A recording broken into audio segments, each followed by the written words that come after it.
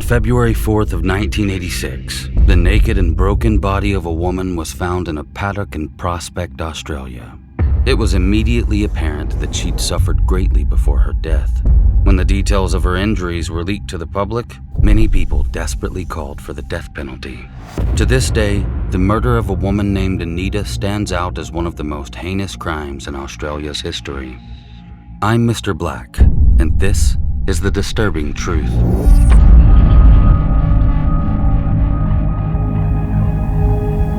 The murder of a 26-year-old nurse and beauty queen has rocked the nation. On her way home from a night out, she disappeared.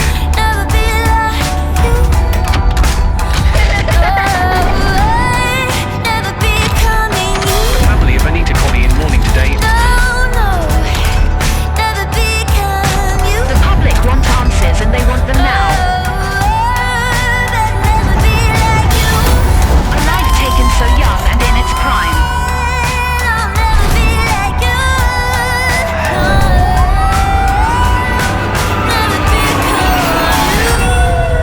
Anita Cobby was just 26 years old when she was tortured and left to die in Sydney. Anita was born on November 2nd of 1959. She was the eldest daughter of Gary Bernard Lynch.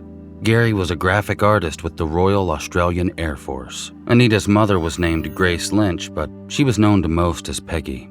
Anita also had one sibling, a younger sister named Catherine. The Lynch family was a close-knit one, and Anita had a good upbringing. Those who knew her described Anita as a kind and generous woman whose beauty was simply unforgettable. She enjoyed shopping with Catherine and loved to draw, often spending hours with her sketchbook. Anita Lynch attended Evans High School in Blacktown, where she excelled. In 1979, when Anita was 20, she added the title of beauty queen to her resume when she became Miss Western Suburbs. She could have used her looks to pursue a career in modeling if she wanted to, but that simply wasn't Anita's calling. She wanted to help people and decided to follow in her mother's footsteps to become a nurse. Anita started her medical training that same year at Sydney Hospital. She moved out of her parents' home and into the Winston Lodge in central Sydney, where the nurses' quarters were just a short distance from the hospital. It was while training to be a nurse that Anita would meet her future husband, John Cobby. John was born in 1956, making him slightly older than Anita. He grew up in Sydney's eastern suburbs. John wasn't exactly a star student like Anita, but he got acceptable grades. Once he finished school, he wasn't sure what career he wanted to pursue. The thought of becoming something like a nurse hadn't even crossed his mind.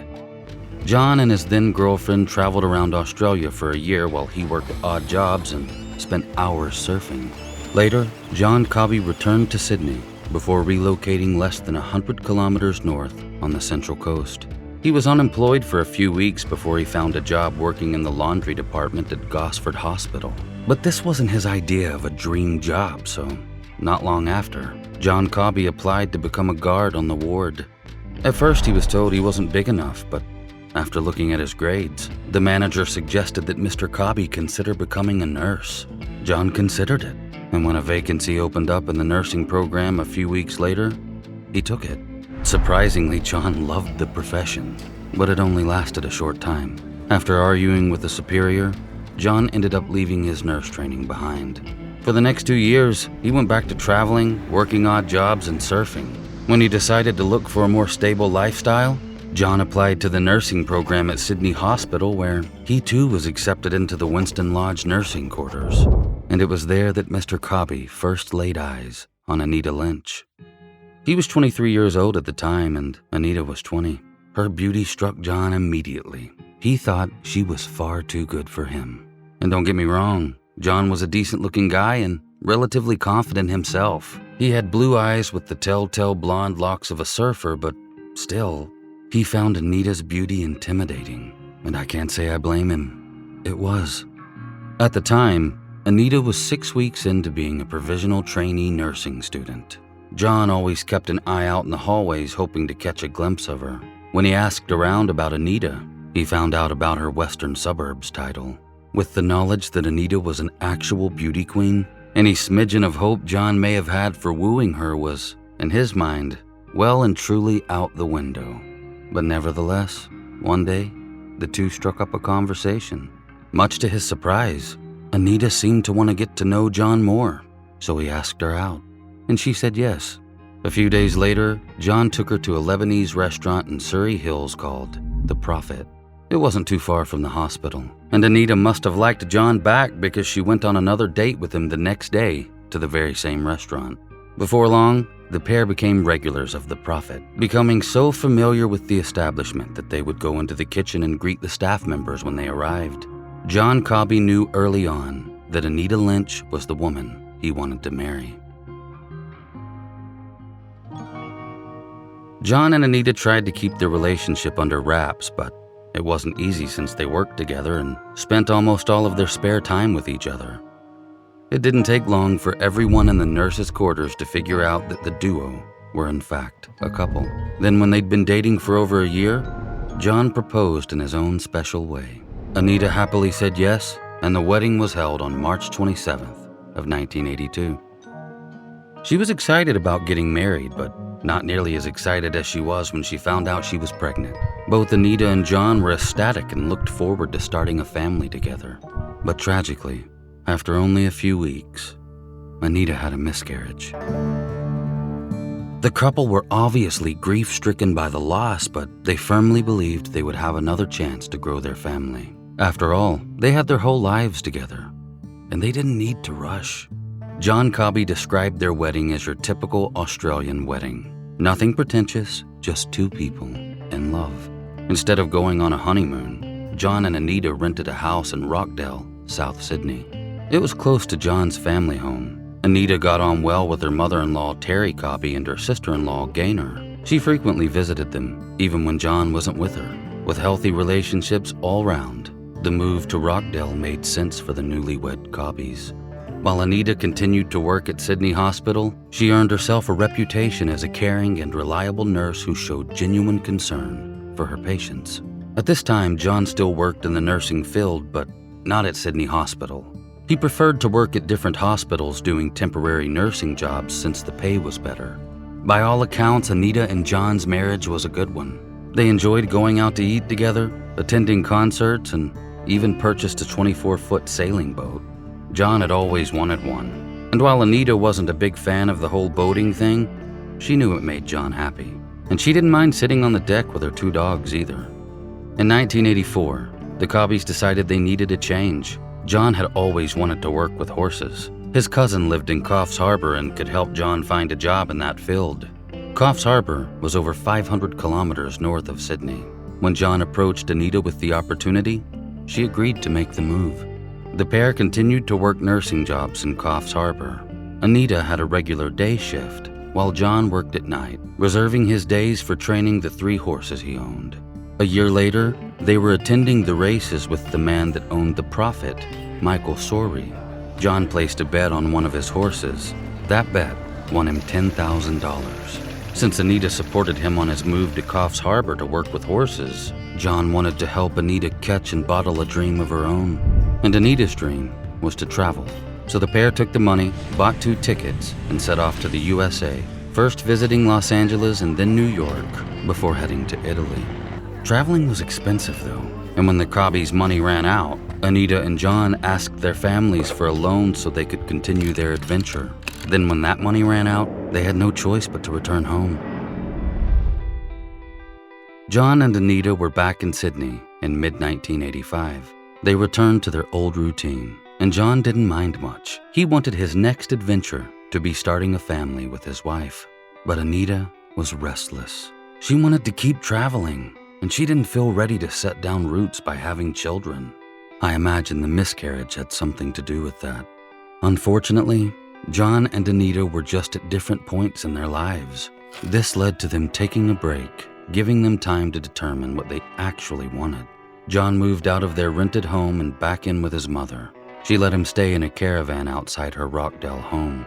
Anita moved back in with her parents in Blacktown. 6 weeks later, on Sunday, February 2nd, 1986, Anita started her day as usual, waking up early and having breakfast with her mom. Anita let her mother know that she'd be home late that evening. After work, She had dinner plans in Redfern with 2 co-workers. So that night, Anita's mother went to sleep, not thinking she needed to wait up. Her daughter was a dependable and responsible adult. But on Monday, February 3rd, Grace Lynch woke up and checked Anita's room. It was empty. She spoke with Anita's father, Gary Lynch, about Anita not being back.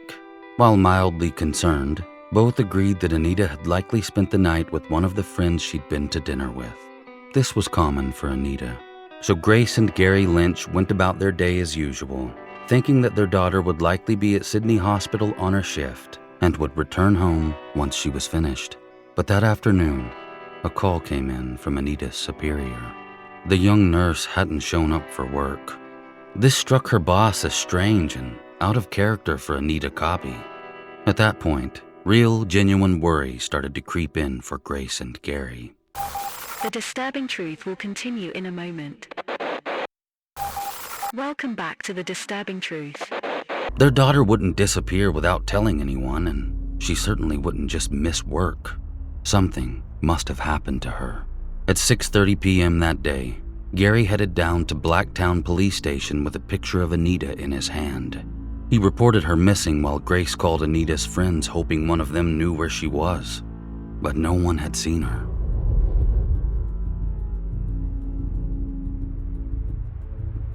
At 8 p.m., Grace called John Cobby's home. His mother, Terry, answered. Grace asked if Anita was with John, but Terry had no idea. She knew where to find John, though. John was at dinner with his dad and a friend at the Prophet. Michael picked up the call.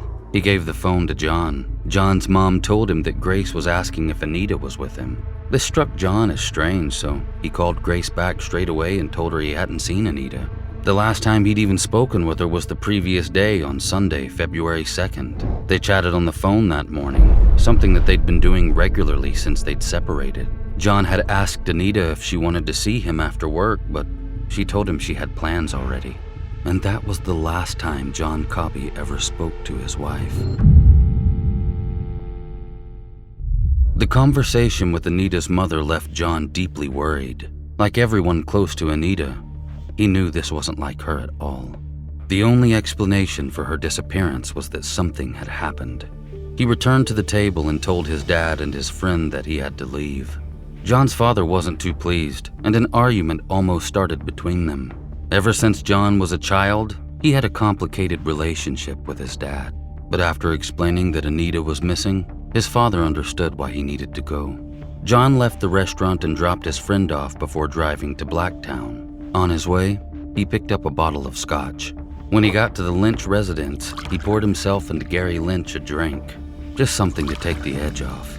John asked Gary what had been done to locate Anita. Seeing as the two didn't have the best relationship, John's questioning rubbed Anita's father the wrong way. He felt like John thought they hadn't been proactive enough in trying to find their daughter. So not wanting to start a fight or create more stress for Anita's family, John left and headed back and passed out. The following day, he woke up a little later than usual. John had plans to visit Shelley Beach that day, where his sister had rented a beach house for her birthday. It was about 100 kilometers north of Sydney on the Central Coast. Anita was also supposed to be attending. His sister Gaynor and her were close friends. John just hoped his wife was already at the party. That would put all the worry and concern to bed. Driving his 1983 green Escort panel van along Pacific Highway, John Cobby had the radio blaring from station 2SM when a news broadcast came on that made John's heart sink into his stomach. The broadcast DJ stated, "The naked body of a young woman has been found in a paddock at Prospect in Western Sydney. Police are yet to identify her." John got off the road and found an emergency telephone mainly used by stranded motorists to call Anita's parents' house. When a woman picked up the phone, John couldn't tell whether it was Grace or Catherine, but the voice said, "You've got to get back here, John." And then the line went dead. John Cobby rushed back to his van, did a U-turn across the road, and sped back to Blacktown. When he arrived at the Lynch residence, John headed to the back door. But before he could open it, a flood of emotions hit him. He sat on the porch and broke down in tears. He took a moment to compose himself before entering the home. As soon as he saw Anita's family, he knew that the body that was found was his wife's. Gary, Peggy, Catherine, her husband, and 2 detectives were inside. The situation was grim. Tuesday, February 4th, 1986. A Blacktown dairy farmer had been going about his day as usual when he noticed something odd happening with a herd of his cows. This particular bunch was in a paddock he called the boiler paddock. He had first seen the cows gathered in one specific spot at 9:30 a.m. while he was leaving for a cattle auction. 2 hours later, when he returned, the cows were still gathered in the same spot, so he decided to investigate. In the field, he found the naked body of a woman laying face down. The farmer turned and ran back to his motorcycle, rushing off back to his house to notify the police of what he'd found. When officers arrived on the scene, they began questioning the dairy farmer about whether he had noticed anything or anyone unusual around his property. The farmer hadn't seen anything strange, but he'd heard something.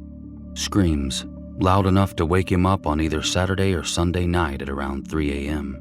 He thought they came from Rein Road, which ran past his property, but he didn't think too deeply into these screams because he figured it was just kids being kids or something. Rein Road's location made it a popular hangout spot. It was a narrow lane surrounded by trees in a semi-rural area, frequently used on the weekends by couples or groups of teenagers. The farmer just assumed that some kids were out partying and that was likely the source of the screams he heard. Unfortunately, it wasn't. The woman's body was found roughly 70 meters from the paddock's fence. The ground surrounding her had been well trodden by dairy cows. Detective Graham Rosetta was on leave when he got the call to come back into work. It was a case that was going to need all hands on deck. When the young woman's body was turned over, the thing that stuck with Detective Rosetta the most was her eyes. He said they were unforgettable. You could clearly tell that the woman had gone through hell. You could see it. But it wasn't just her eyes that said that. The woman's body showed horrific signs of violence. And while searching the scene, they found something. A wedding ring. It was a unique style with 3 interlocking rings of different colored gold. The detectives thought this ring might help identify the woman. Working alongside Detective Rosetta was Detective Ian Kennedy. When he got back to the station, the first thing Kennedy did was check the local missing persons reports. And it didn't take long before one stood out to him. A man by the name of Gary Lynch had reported his daughter missing on Sunday, February 2nd. Along with the report, Gary had left in a photograph. It only took Kennedy one look to know the woman in the field was the same woman that was in that picture. They had found the body of Anita Cobby. Kennedy placed a call to Gary Lynch and arranged to meet with him. He and another detective headed to Anita's parents' home with the wedding ring in hand. Gary Lynch, Grace Lynch, Anita's sister Catherine, and her husband were all waiting. When Catherine was shown the wedding ring, she agreed that it looked like Anita's, but it was rusted, so she wasn't so sure. Detective Kennedy then had to tell Catherine that what she saw wasn't rust, it was blood. Then when John Cobby arrived, he confirmed that the ring in fact belonged to Anita. Kennedy took John aside and asked him the most heartbreaking question. Would he be willing to identify Anita's body at the morgue? John Cobby declined the request, telling Kennedy that he couldn't bear to see his wife dead, and that's understandable. But the cops needed someone to identify Anita, so Grace volunteered. But Ian Kennedy turned down her offer. He didn't want a mother to see her daughter that way, so Gary went to the morgue at Westmead Hospital with Catherine's husband supporting him. As the sheet was pulled from Anita's face, her father, Gary Lynch, collapsed. The detectives caught him before he hit the ground. When Gary composed himself, he confirmed that the body was in fact his daughter. While driving home, Detective Kennedy was candid with Gary about the road ahead. He mentioned that heavy attention from the media was inevitable and that they needed to use this to help get information. Kennedy also told Gary Lynch that detectives needed to interview everyone close to Anita. This was simply standard practice, and since the significant other is always the first person of interest in cases like these, John Cobby was the first to be taken in. He willingly went to the police station, unsure of what to expect. Mr. Cobby was taken into a small interrogation room where Kennedy began to question him. It started with simple questions like how long he had known Anita and how long they had been married. Then the topic of their recent separation came up. This led to Kennedy asking where John had been on Sunday night and the following day. John told him that he'd been home on Sunday night and at dinner with his father on Monday night when he heard his wife was missing. Kennedy then started asking John more details about his relationship and whether it was strained at the time of Anita's disappearance. John firmly told him that despite being separated at the time she went missing, he and Anita had plans to reconcile. Then Kennedy finally asked the big question he'd been building up to. Did you kill her? As John Cobby recalls, what happened next was a blur. He claims he was shoved up against a wall and accused of murdering Anita outright. Under the pressure, he mumbled, "Yep, I did it. Must have." Earlier that day, detectives claimed they received an anonymous call that suggested they should look into John. The friends that Anita had been out with seemed to push the theory further. When they were interviewed, they told detectives that John had repeatedly been calling Anita at work since the couple had separated. They also described him as visibly devastated to be apart from her, looking as though he would do anything to get her back. Another thing that was mentioned was the possibility that Anita was seeing another man who worked at the hospital named Ian McIntosh. John and Ian had known each other for several years, but Ian had only recently met Anita. Hearing these things further pushed John's name to the top of the suspect list. But after the autopsy report came back, doubt started to creep in. Based on the report, detectives were sure of two things. Number one, Anita had been murdered sometime between late Sunday evening and early Monday morning. Number two, there was likely more than one killer. Also, Anita's injuries didn't seem like a crime of passion, but something else entirely. Thankfully, the detectives widened their tunnel vision on John and looked into other potential leads.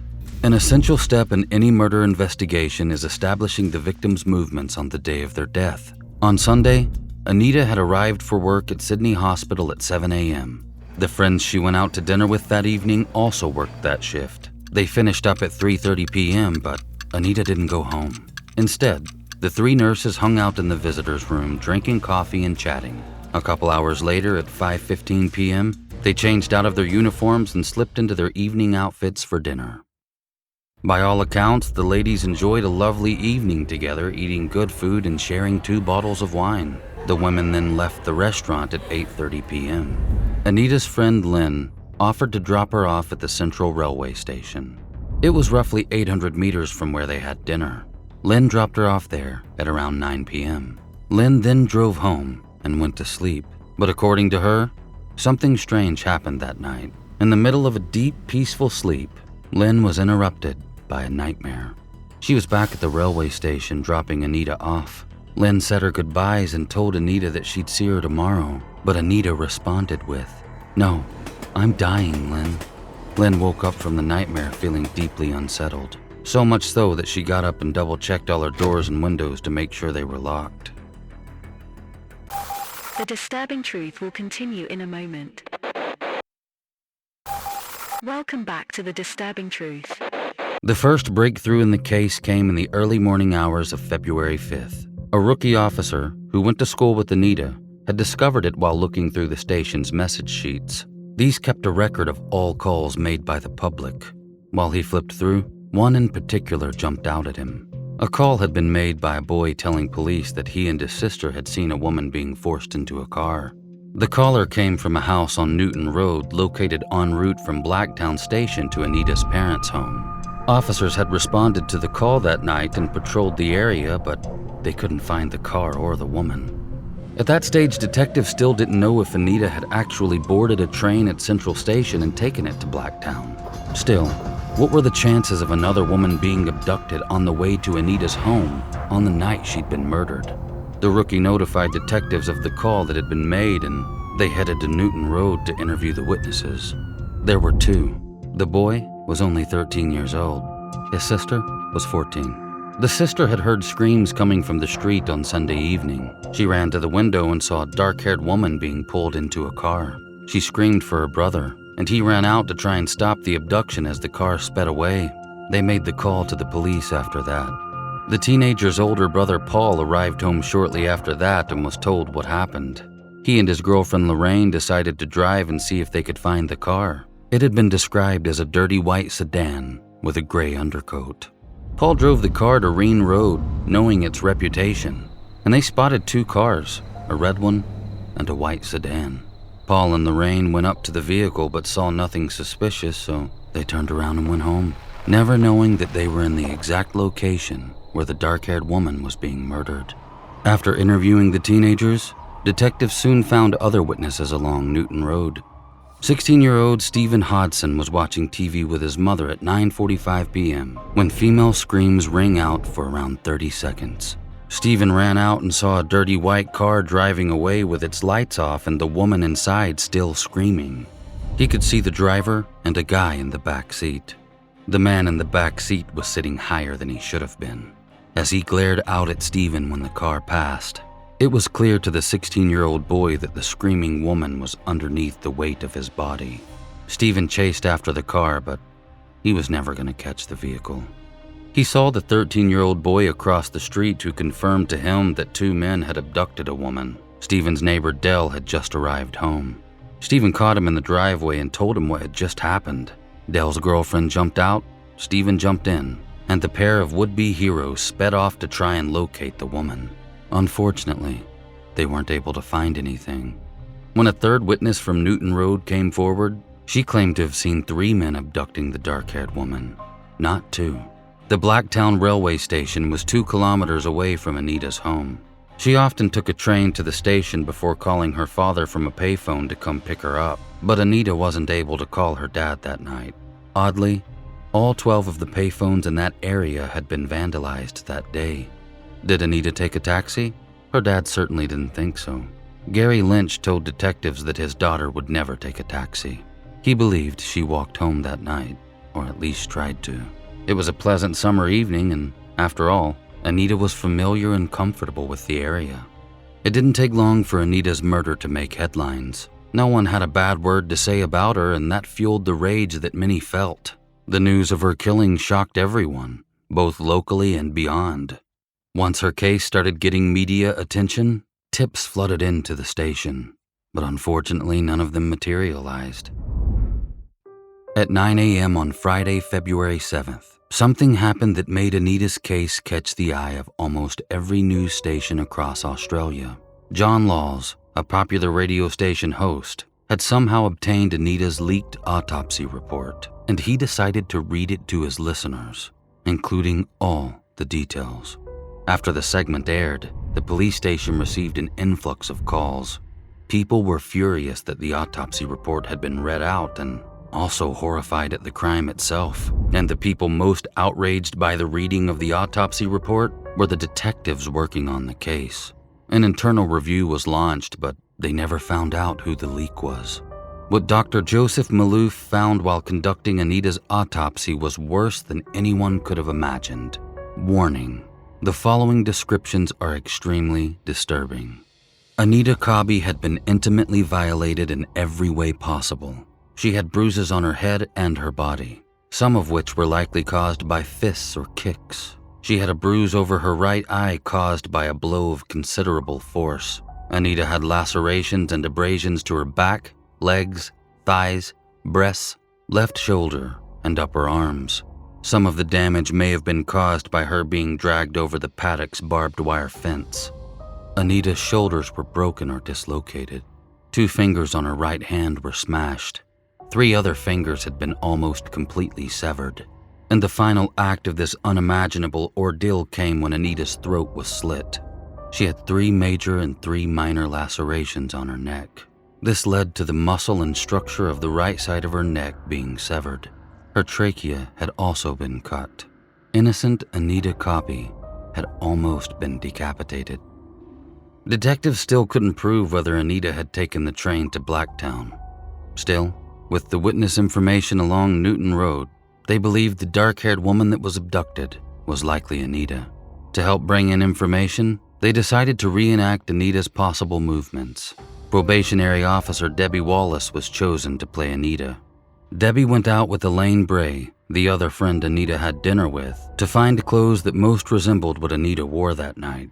The reenactment occurred 1 week after the murder, and reporters followed along, eager to get footage for their broadcast. At 9:12 p.m., Debbie got on a train to Blacktown. Detectives took the train with her and asked passengers if they had taken that journey the previous Sunday and if they'd seen Anita or anything suspicious. When Debbie arrived at Blacktown Station, she walked the same route to Anita's home. Following Anita's footsteps that night made Debbie feel understandably uneasy. The following day, on Monday, February 10th, Anita's funeral was held at Pine Grove Cemetery. Gary and Grace Lynch managed to stay composed throughout the proceedings. The same couldn't be said for John Cobby. He was falling apart, reportedly turning to alcohol and drugs to numb the pain. While John did drink before his wife's death, he had always looked down on drugs. John felt he had nothing to live for and even later admitted that during that time, he wanted to die. His father stood beside him during Anita's funeral, holding John to keep him upright. In the middle of the service, John yelled, "Don't take her away from me. Please, don't take her away." He then collapsed and was taken outside. It hadn't taken long for police to clear John Cobby as a suspect. His alibi checked out, and the day after Anita's funeral, a significant breakthrough came. Detective Rosetta found out that a white car, matching the Sunday witness's description, had been stolen on Sunday, February 2nd, the same day Anita was murdered. The men who stole it were Jonathan Travers, Michael Murdoch, and Leslie Murphy. This wasn't the first time the name Jonathan Travers had come up to police. It wasn't even the first time it was mentioned in this case. An anonymous tip was called in early in the investigation, which suggested detectives look into him. Jonathan Travers was 18 years old. He lived in Dunside, a suburb along Blacktown. His childhood was far from ideal. Some report that he was beaten mercilessly and potentially even intimately violated himself. His mother, Sharon Travers, said her son had a history of drug use starting at age 13. Then by the time Jonathan was 14, he was a full-blown alcoholic. John Travers considered himself a Robin Hood type of figure to excuse his history of theft. If I went into a house or something and I saw that the people were living on bare necessities, I wouldn't take nothing. I'd just walk straight out the front door again. I don't do poor areas, I go to a rich area. So I know they got a bit of cash, they're all insured, it's not going to hurt them anyway. They'll probably claim more insurance, just taking off the richer for the poorer, like Robin Hood. But he also had a history of extreme violence against others and animals. This rap sheet put him on police radar in the Anita Cobby murder. Also, at the time, Jonathan Travers was wanted in Western Australia for multiple offenses, one of which was the intimate violation of a man where Travers had held a knife to the victim's throat, telling him, "Buck, you bastard, buck, or I'll slit your throat." There was also another ghastly rumor floating around the area about Jonathan Travers.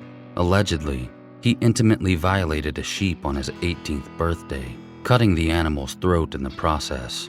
After he was done, it's said that Travers butchered, cooked, and ate the animal. Jonathan Travers was known as a ringleader, and he mainly hung out with two people, Mick Murdoch and Leslie Murphy. Mick Murdoch was also 18 years old. He spent most of his time alongside Jonathan Travers. Leslie Murphy was 22 years old and dating Travers' sister at the time. The young men had been at a party on Sunday night, which they left and returned a while later. Each of the men had a different story about where they had been. According to reports, the men may have tried to grab Anita's handbag and she refused to let go, so they dragged her into the car. Once inside, they held a knife to her throat and stripped her. Then Michael Murphy and Jonathan Travers intimately violated Anita repeatedly in the back seat. Using the money they stole from her purse, they stopped at a gas station to fuel up the car they'd stolen. Anita was still naked in the back. They then took her to the Rain Road area, where she was further assaulted at the paddock. It was indeed Jonathan Travers who delivered the final blow to Anita. He's the one that ended her life. After leaving the paddock, the men went back to Jonathan's place, lit a fire, got drunk, and burned all of Anita's clothes. They burned their own clothes too, except for Jonathan's jeans. They were covered in blood, and he wanted to keep them. The disturbing truth will continue in a moment. Welcome back to The Disturbing Truth. John Law's radio show actually did serve a fair purpose by reading out Anita's autopsy report. The details incited the public to seek out justice. They were enraged. There were mobs and protests and signs and threats. The push was real hard from the public, and many believed that this helped drive the already hardworking police force to bite down even harder. It's also believed that after those details were leaked, the tips that came in increased dramatically. A $50,000 reward was offered to anyone who had information leading to the arrest of Anita Cobby's killer. 16-year-old Stephen Hodson was later hypnotized to remember the number plate on the white HT Holden that kidnapped Anita. A police informant also claimed to witness the three men steal the car. This led authorities to arrest Jonathan Travers and Michael Murdoch for the theft of the stolen vehicle. When they apprehended the pair, the men were in bed together, naked. Leslie Murphy was also brought in on implication of assisting the theft of the vehicle that was used to abduct Anita Cobby. When Jonathan Travers was questioned at the police station, before he was given any details about how Anita died, he stated that he didn't slit her throat, which is a pretty damning thing to say if you ask me, especially if you don't know that that's what happened. Still, the cops needed evidence or a confession. Thankfully, bail was refused on Jonathan's behalf due to him being wanted in Western Australia for the intimate violation of a young man. That's the young man I mentioned before. And that incident also happened in a paddock. Michael Mick Murdoch and Leslie Murphy did get bail, but they were heavily monitored during this time. On Saturday, February 22nd of 1986, Jonathan Travers asked to contact a woman who was dating his uncle, the same uncle whose house he'd been at when the cops arrested him. Travers wanted her to bring him some personal items in jail. Cops met with her beforehand, and she was set on giving up Jonathan Travers. When the authorities asked why she was so eager to turn on her family, she said no woman should have to go through what Anita did. This woman is known to this day as Miss X. The following morning, Miss X was asked to come into the police station to meet with Jonathan. With him in his cell, and her on the other side, they began to talk. This conversation wasn't recorded though. Then when Miss X left the holding area, she was shaking. As soon as she was clear of Travers' line of sight, she fell into the arms of the authorities, shaking in fear, stating repeatedly that it was Jonathan. He was the killer, and he told her so. Miss X agreed to go see him again, wearing a wire. And that's how the Miss X tape was born. In the recording, Jonathan Travers admits his guilt, laughing about what he did, before asking Miss X to dispose of the knife that he used to kill Anita, along with his jeans that were covered in her blood. These items were all in her house. He also wanted her to go to Leslie's house and get rid of the white car they used. Jonathan also stated on tape that 4 other men were involved and they all violated Anita that night. He implicated himself, Mick Murdoch, and 3 brothers in the crime. Then Jonathan Travers made an outlandish request. He wanted Miss X to go next door to the train station and try and derail a train so it would crash into the jail and he could escape. That was his first plan. His second plan was to have Miss X go convince Leslie Murphy and Mick Murdoch to come down to the station with guns and bust him out. Now, I don't know what Looney Tune this loser was smoking, but he clearly thought he was Yosemite Sam or some other cartoon character. I mean, what a dumb, evil little moron. Miss X furthered her heroic work by wiring up again and going directly to Mick Murdoch and secretly recording further information for the police. Fair play to this woman. This all led to the arrest of 33-year-old Michael Murphy, 28-year-old Gary Murphy, 23-year-old Leslie Murphy, and 19-year-old Mick Murdoch. When the cops busted into the house the Murphy brothers were hiding out in, Gary Murphy tried to run, but they caught him, and he was so scared he'd wet himself. Coward. He also had some scratches on his face that he acquired during his apprehension. When the defense questioned the arresting officer at the trial about how Gary Murphy ended up with these scratches, Ian Kennedy replied that it probably happened when he stepped on Gary's head while detaining him. Apparently, the entire court enjoyed that statement. Gary Murphy and Mick Murdoch were taken to the crime scene where they sang like the caged birds they'd be for the rest of their miserable lives. When the boys were brought back to the station, what can only be described as a massive lynch mob was waiting for them. And I'm not kidding, the crowd even had a noose. They were calling for death and vengeance in Anita Cobby's name. But that didn't stop her murderers from laughing in the face of the cameras and the angry mob. They were pure evil and void of humanity. Those 5 men were monsters, and during their trial, they didn't show a single shred of remorse. To this day, John Cobby still wishes he could serve his own cold plate of justice to those who took his innocent wife away. He minces no words when he says he wishes he could kill them. I don't blame him for his feelings, and he's not alone in his thoughts. On June 16th of 1987, the 5 men that tore innocent Anita Cobby apart were found guilty and sentenced to life in prison, with the judge vowing to put "never to be released" on their documents. The entire courtroom cheered and roared in celebration of justice well done. Nothing could bring Anita Cobby back. Nothing could right that wrong. But justice was served, and God knows how many other victims were spared because of that. Like many cases I've covered before, we can learn something from this awful tragedy. Always watch your back, and always be defensively prepared. Monsters lurk. Careful is no shame. Rest in peace, Anita Cobby.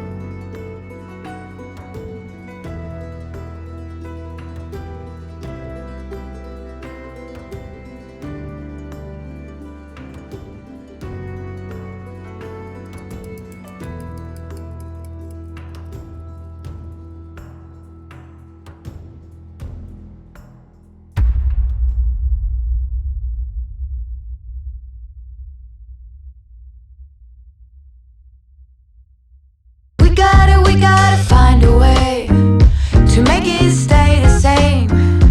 Oh, we know fans have changed. Take it or leave it, we resist.